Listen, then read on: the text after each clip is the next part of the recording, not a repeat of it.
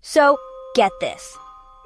The Justinian Code, a legal document that shaped Western civilization, actually included rules about what philosophers should look like, specifically their cloaks and long beards. It wasn't a ban, but a legally recognized stereotype, showing just how detailed and all-encompassing Justinian's vision was. This wasn't just about justice or contracts. Justinian wanted a legal system that covered every aspect of life, from imperial authority to professional dress codes. Imagine sorting through centuries of chaotic Roman laws. Justinian's team did just that, aiming to bring order to the mess. The inclusion of something as quirky as philosopher beards shows their obsession with thoroughness.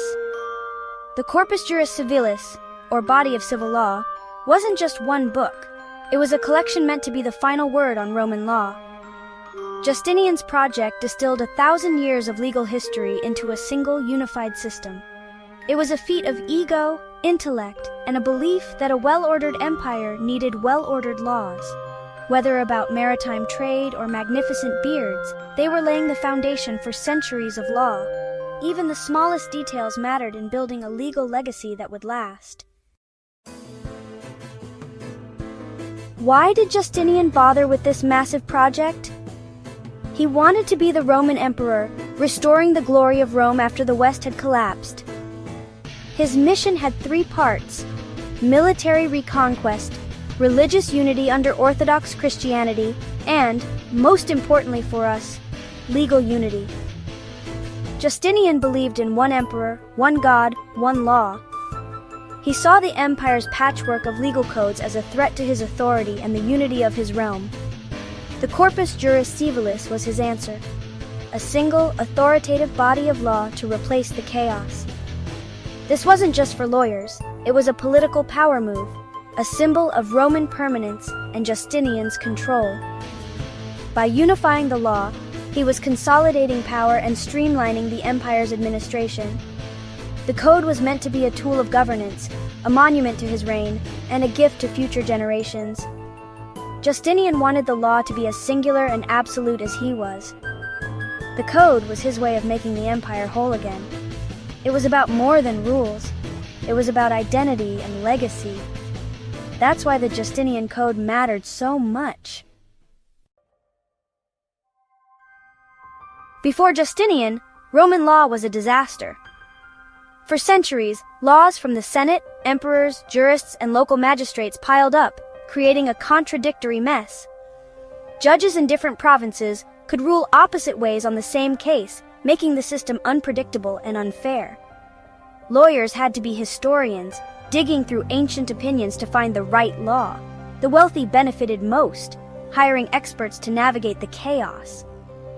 Earlier attempts like the Theodosian Code only tidied up a corner. They didn't include the crucial writings of Roman jurists. So, when Justinian came to power, the legal system was still broken, tangled, inefficient, and ripe for corruption.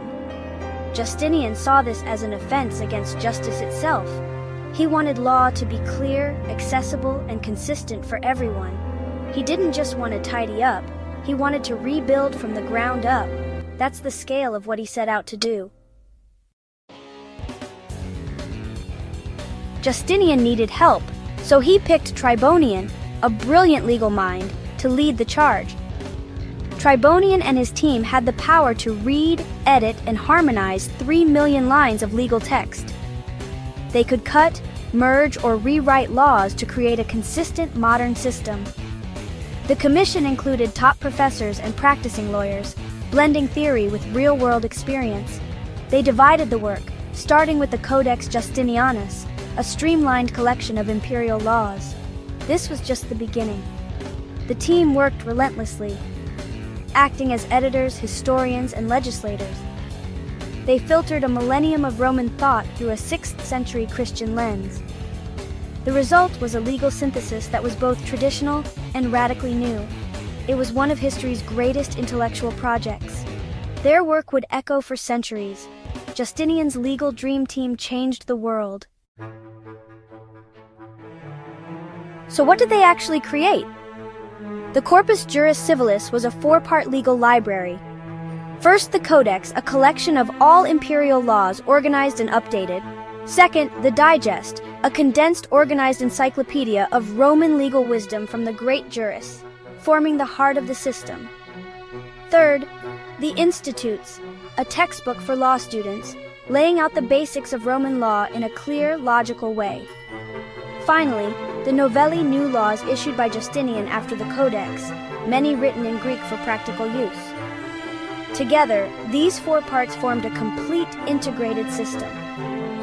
The code covered everything from contracts and property to family and criminal law.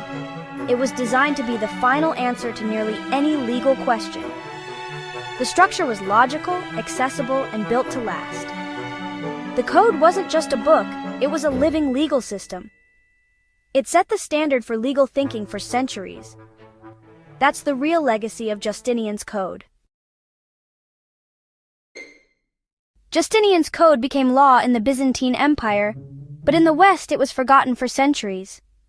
Germanic kingdoms used their own tribal codes, and the corpus juris civilis gathered dust in monasteries. Then, in the 11th century, a copy of the Digest was rediscovered in Italy, just as Europe was changing.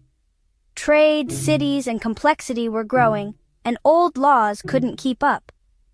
Scholars flocked to Bologna to study the code, writing glosses and adapting its principles to their world. The revived Roman law, or civil law, spread across Europe, influencing France, Germany, Spain, and more. Kings used it to centralize power. The Church used it to shape canon law. The code's structure and logic became the foundation of European legal systems. They didn't copy it word for word, but its categories and principles shaped a new civilization. The Justinian Code was resurrected and transformed Europe. Its influence was profound and lasting. A forgotten text became the backbone of modern law. What about the United States? We have English common law, right? True, but Roman law still had an impact. Even in England, scholars studied it, and its principles seeped into commercial and maritime law. The logical structure of Roman law influenced how legal problems were analyzed. America's founders, inspired by Enlightenment thinkers, drew on ideas shaped by Justinian's Code. The very concept of a single supreme written law, the Constitution, echoes Roman legal tradition. Some states, like Louisiana, use civil law systems directly descended from the Code. Justinian's legacy crossed the Atlantic and became part of America's legal DNA. The Code's influence is everywhere, even if you don't see it. Its journey didn't end in Europe. It helped shape the New World. It might sound wild, but Justinian's Code still shapes your life. Concepts like contracts, property rights, and innocent until proven guilty all have roots in the corpus juris civilis. Every time you agree to terms online or buy property, you're part of a tradition Justinian helped preserve. The way we divide law into public and private, and even our legal vocabulary, comes from the Code. Latin terms like pro bono and habeas corpus are echoes of that system. The structure of our laws, our rights, and our responsibilities all trace back to Justinian's project. His team's work created a ripple effect that still shapes justice today. The past is alive in our courtrooms, contracts, and constitutions. Justinian's ghost is everywhere in modern law. An open letter to law students: go deeper. Don't just study modern cases, explore the institutes and digest. In those ancient texts, you'll find the source code of Western law.